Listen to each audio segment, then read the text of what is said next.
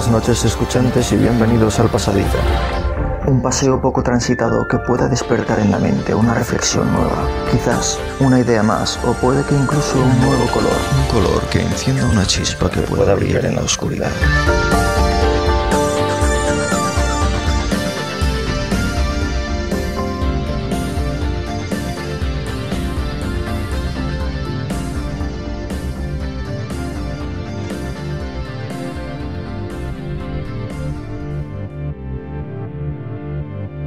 Muy buenas, escuchantes. ¿Cómo os va por ahí? Nos gustaría que fuera bien. La semana pasada nos había quedado pendiente comentar alguna parte de la última publicación de Science, pero la ciencia no avanza, así que ya tenemos otro número, sino otros dos. Así que nos ha parecido mejor idea comentar lo último de lo último. Este es el volumen 389 que se publicó ayer. En la sección de noticias de este nuevo volumen, concretamente en la página 328, Science se retracta del artículo sobre la vida con arsénico, a pesar de las protestas. Y es que este texto aborda una decisión controversial, puesto que esta prestigiosa revista ha retractado formalmente un artículo publicado en 2010 que afirmaba que una bacteria, concretamente la GFAJ1, podía crecer usando arsénico en vez de fósforo. Esta afirmación rompía con dogmas bioquímicos y generó gran revuelo en su momento. Lo que es más llamativo, la crítica viene porque la retractación fue tardía, es decir, han pasado más de 15 años después de su publicación, y ahora Science decide retractar el artículo, lo cual ha generado opiniones divididas. En ocasiones no es fácil aceptar algo que se ha publicado en una revista de tanto prestigio, porque evidentemente por eso hay el prestigio que hay detrás. Porque se cancelan muchas publicaciones que no son, digamos, de buena calidad, dudosas, o que se publica siempre lo mejor de lo mejor. Y, evidentemente, muy revisado, no solo por pares, sino que toda la comunidad científica que lee esta revista, si hubiera detectado algo que es claramente erróneo, podría concurrir en que, ese descrédito de la propia revista a largo plazo. Y en cuanto a las críticas y defensas, mientras los críticos del estudio aplauden la decisión, los autores y sus defensores, lógicamente, consideran que es injusta y que aún hay matices por explorar. Con lo cual, ahí está para que se siga investigando, ¿no? Y se llegue a un punto, sí puede ser que lo aclare todo mejor, puesto que desde entonces múltiples estudios han desacreditado la hipótesis original, mostrando que la bacteria no incorpora arsénico en su ADN como se había propuesto. Pero de alguna forma la revista reflexiona sobre cómo la comunidad científica enfrenta sus propios errores y cómo se manejan estas rectificaciones en publicaciones de alto impacto.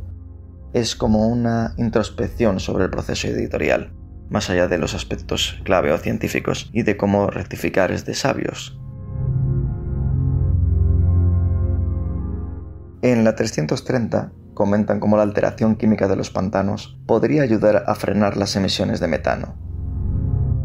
Cuando digo comentan, haremos como en la otra ocasión. Prescindimos de perder tiempo citando siempre de dónde se publicó, cuáles son los autores, etcétera, etcétera, porque obviamente en esta revista van a ser todos bastante importantes o relevantes, y dejamos el DOI o el enlace por si alguien quiere. También hay que aclarar que estas revistas son de pago, con lo cual no sé si os dejan 3 artículos al mes o una cosa así, para ver gratuitamente. El resto tendréis que acceder en alguna plataforma tipo Scopus o este tipo de bases de datos. O, si alguien tiene a bien, que nos haga un comentario y lo tendremos en cuenta y expandiremos esa información.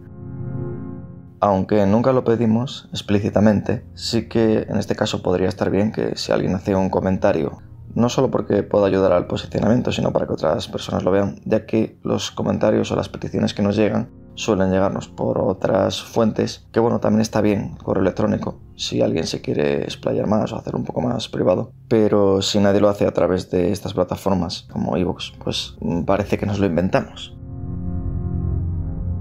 Y volviendo al artículo que plantea, simplificando, trata sobre una posible estrategia de geoingeniería enfocada en reducir las emisiones de metano, que como ya sabéis es un gas de efecto invernadero mucho más potente que el CO2. Hay bastante controversia, o si la justificación es todo por causa del hombre, la ganadería, o directamente si intervienen muchos otros factores ambientales cuya causa también puede ser antropogénica, y en este caso todo esto modificaría la química de los pantanos y humedales. Por ejemplo, como puntos esenciales del artículo, los pantanos naturales emiten metano al descomponer materia orgánica en ambientes pobres en oxígeno. Esto es clave.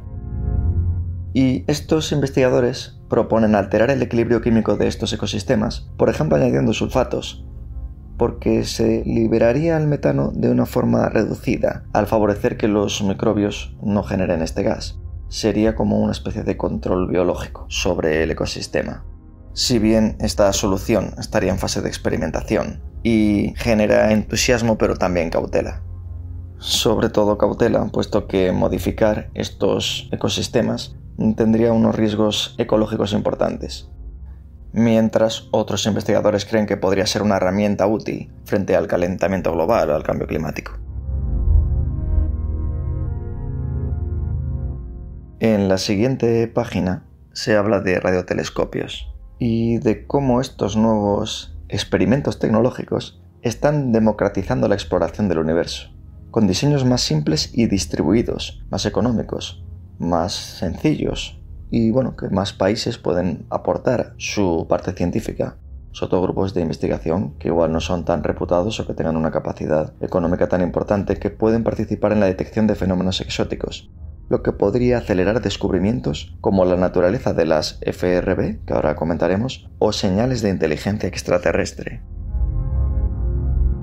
Y en este sentido, una de las publicaciones o artículos que comentan es que los radiotelescopios ya no son el típico plato, o al menos que se está abandonando de alguna manera. Es el caso del BARST, el telescopio de rastreo de radio Universo Bullicioso en Taiwán. Se trata de un dispositivo de aspecto más bien humilde que ha sido ubicado entre los árboles del Jardín Botánico de Fushan, al sur de Taipei. Estaría compuesto de 256 antenas, formando una matriz en fase para atrapar ondas de radio directamente. Las computadoras combinarían digitalmente las señales de las antenas, sintetizando múltiples haces que pueden ver aproximadamente la mitad del cielo visible a la vez. Realmente, este tipo de diseño tiene algunas limitaciones, pero los investigadores concluyen que habría que aceptarlas en favor de otros beneficios que tiene. Es decir, para rastrear el cosmos con las señales más débiles, ya tenemos por ejemplo los árteles orbitales alrededor de la Tierra, que se pueden orientar hacia esas regiones, pero incluso estos telescopios más grandes pueden rastrear los eventos hasta sus galaxias anfitrionas, pero no siempre hasta objetos astrofísicos específicos como agujeros negros puntuales en tanta distancia. Y debido a este estrecho campo de visión, esta nueva comprensión o formato de los telescopios, en formato de antenas, por ejemplo en este caso, podría ser beneficioso. Por ejemplo, en el caso de este BARST, indican que será excelente para detectar más ráfagas de radio brillantes de la Vía Láctea en este caso, que de otro modo habrían sido esquivadas. Es como observar una parte del cielo que se había dejado un poco en stand-by o que podría pasar desapercibida. Y me quedaría con esta frase con la que terminan en la noticia, en la que Li Di, de la Universidad de Tsinghua, que dirige el proyecto piloto de antenas cósmicas de China, espera lo inesperado, con esta frase: si entras en un nuevo espacio de parámetros, siempre aparece algo extraño.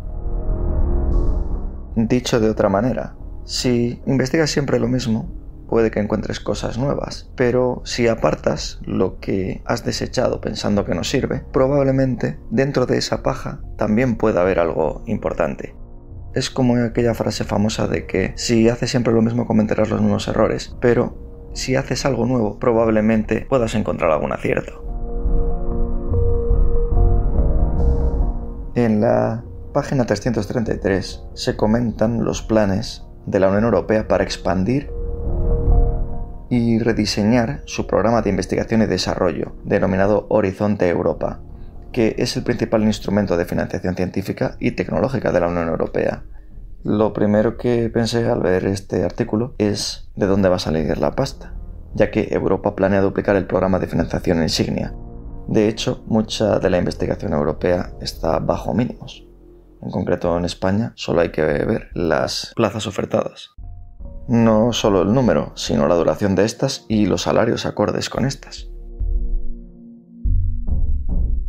Pues bien, la nueva fase comenzará en 2028, con la intención de duplicar el presupuesto, como decimos, destinado a investigación, innovación y competitividad. Así lo llaman, y parece casi una especie de eslogan publicitario. Se busca impulsar el liderazgo científico europeo frente a potencias como Estados Unidos y China, y fomentar tecnologías clave como inteligencia artificial, biotecnología y energías limpias. Las mismas que alimentan un barco comandado por quienes lo están hundiendo sin haber embarcado salvavidas, ni conocer rutas alternativas más seguras, ni siquiera calafateando el barco antes de emprender el viaje.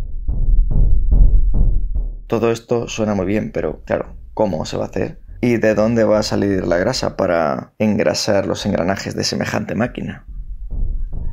Pues se dice que habrá un mayor énfasis en colaboraciones transnacionales, apoyo a startups y la inclusión de países con menor tradición investigadora. Es un poco como me recuerda a lo que hacen las farmacéuticas, ¿no? Que realiza la investigación alguien y luego le damos un refundido y ¡voilà! Un saco de papers. Al menos se dignan a indicar que algunos expertos, aunque celebran la ambición, otros temen la dispersión de objetivos, el exceso de burocracia y la falta de inversión nacional complementaria. En nuestra opinión, o puesto en perspectiva, este movimiento refleja pues una estrategia más política que otra cosa, que sí intentaría consolidar a Europa como potencia científica, pero es una cosa que debería haberse empezado a hacer ya desde hace décadas, o al menos no ir en declive, sino mantenerla e ir hacia arriba. Tampoco creo que sea una cosa de corto plazo, es decir, de que tú inviertas este dinero y ya está hecho, cuando todos conocemos ya la fuga de cerebros y todas estas realidades que nos asolan desde hace un par de décadas, y una vez que destruyes el sistema no es tan fácil recuperarlo con propaganda. Es decir, me gustaría ver los hechos. Quizás dentro de un par de años os diga, mirad qué bien.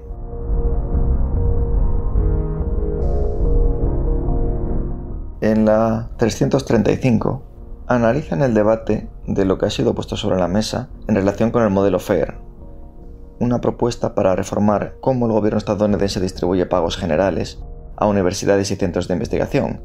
Comentábamos un poco la semana pasada algo relacionado con estos aspectos, pero aquí se centran más en ese diseño para premiar la transparencia, la capacidad de adaptación institucional y el uso efectivo de los fondos. Pero claro, ¿cómo es esto? ¿Dónde está claramente marcado? A veces estas palabras suenan muy bien, pero tienen un trasfondo, en muchos casos, no voy a decir político ni ideológico, pero sí económico.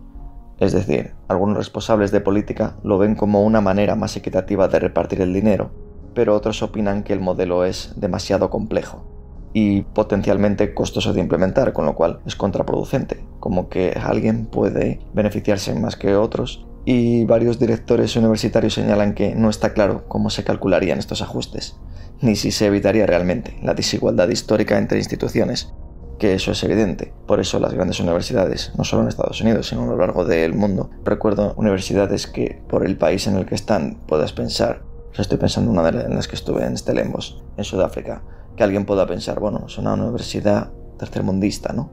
Pero no tanto es así. Como anécdota, hay que decir que yo para poder ir a estudiar esa universidad tuve que pagar una especie de cuota. Y como yo, mucha otra población mundial, no sé cómo llamarlo, de científicos e investigadores que van anualmente a estas universidades, es lo que realmente trae el prestigio a esa universidad, esos fondos, más que solamente el tener buenos cerebros o el tener buenos científicos que vivan de las rentas. A menudo, los que investigamos en ramas más humildes, pues no tienes, yo que sé, un equipo de supersecuenciación o algunas técnicas que, de haberlas tenido, la ciencia avanzaría un poco más a nuestro favor, quiero decir, más allá del ego, sino porque unas personas pueden conseguir tales hallazgos, muchas veces no es porque sean más listos que los demás, sino que tienen mejores medios, financiación, etcétera, etcétera. Creo que esto es obvio, pero no suele decirse. Y bueno, creo que no lo dije, pero este artículo toca el tema de equilibrar la eficiencia, equidad, resiliencia financiera, todas estas palabras que siempre suenan muy bien y que se usan tanto últimamente, pero en concreto sobre el sistema de investigación pública, ya que evidentemente la universidad privada es otra cosa. En el sentido, de que desconozco si algunas universidades privadas reciben fondos públicos, que puede que sí, pero de alguna manera, si la mayor parte del caudal es privado, pues no hay mucho que decir. Entraríamos ya en lucha de clases o si es justo que las personas más ricas puedan acceder a la mejor universidad o todo esto que es especialmente relevante en países como Estados Unidos. Si bien hasta donde me he informado, pues en Estados Unidos hay subvenciones federales, estatales, ayuda financiera para estudiantes, contratos gubernamentales, exenciones fiscales, hay muchas formas, ¿no? Es conocido que universidades como Harvard, Stanford o el MIT, del que hablábamos el otro día, aunque son privadas, reciben millones de dólares en fondos federales cada año para investigación. Y puede tener su sentido porque al final estos son buques insignias. Está claro que una universidad como Harvard no es solo una marca personal o privada, sino que también es una forma o una etiqueta de prestigio para el propio país. Y pues en España también existe esa financiación en la que las universidades privadas pueden acceder a dinero público, pues desde becas, ayudas al alumnado, subvenciones, se me ocurre, sobre todo cuando son específicas. Por ejemplo, en 2021 se aprobaron más de 3 millones de euros para universidades públicas y privadas del programa Universidades Europeas. También, convenios público-privados, exenciones fiscales, cesión de recursos, etcétera, etcétera. Con lo cual el tema es complejo y por eso tiene hueco en esta revista, porque también entiendo que este tipo de publicaciones son controvertidas entre grandes y menos grandes científicos.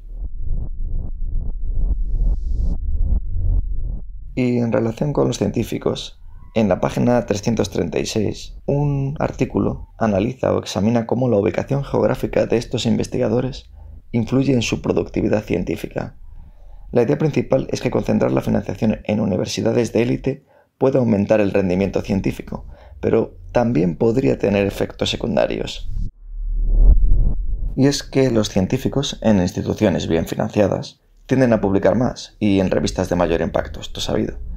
Pero concentrar recursos en universidades de este alto nivel puede reducir esa diversidad regional, limitar beneficios educativos en zonas menos desfavorecidas. De hecho, ¿quién dice que alguien que vive en un pueblo marginal en un extremo del mundo no sea un Einstein o una mente privilegiada? Y por otro lado, se plantea un dilema. ¿Es mejor maximizar esta productividad científica siempre a toda costa o distribuir esa financiación para lograr beneficios sociales más amplios? Claro, esto es un artículo científico, digamos, con una perspectiva filosófico-ética bastante, igualitaria, o no sé cómo llamarla. Sin embargo, todos sabemos que en la práctica se suele quedar ahí. De hecho, me recuerda a otro artículo que no está publicado aquí, pero viene al caso. Tiene que ver con que cuando nuestro cerebro está divagando, es decir, cuando estamos distraídos o inmersos en nuestros pensamientos, pues que nuestro cerebro responde de manera diferente a estímulos visuales inesperados. Como que el cerebro reduce su respuesta a estímulos sorprendentes, lo que sugiere una desconexión entre la atención visual y el entorno. Y es un poco lo que ocurre, en este tipo de ciencia, en la que se desconecta un poco de lo que es la ciencia de élite, de lo que podría ser si se aprovechara todo el potencial. Pero volvemos a lo mismo, la diferencia de clases o la diferencia entre si el que realmente accede a la gran universidad es porque es más listo o porque simplemente aporta más dinero. O simplemente porque no se avanza en la ciencia con la capacidad actual que tiene el ser humano, porque se gasta en guerras antes que en ciencia, y a veces es una ignorancia supina, porque si solo se trata de dinero, la ciencia bien explotada también puede dar dinero. Pero esto nos daría para 500 podcasts. De hecho, a veces me pregunto, ya que estamos un poco en la recta media final, si este tipo de podcasts que hago, que son un poco de entretenimiento o de divulgación o chapuceando lo que puedo, si no sería mejor contar algo más importante, noticias, geopolítica, de lo mal que va la financiación, de sus problemas de salud o lo que sea. Pero a veces digo, realmente puede que alguien esté escuchando esto simplemente para distraerse. Y me acabo de acordar que, quizás haya que hacer alguno de estos que suelo hacer, revisando un poco todo esto de la ruina de los excelsos. Pero es cierto que incluso eso va a tal velocidad que aunque publiques uno cada día, no acortaríamos todo el campo.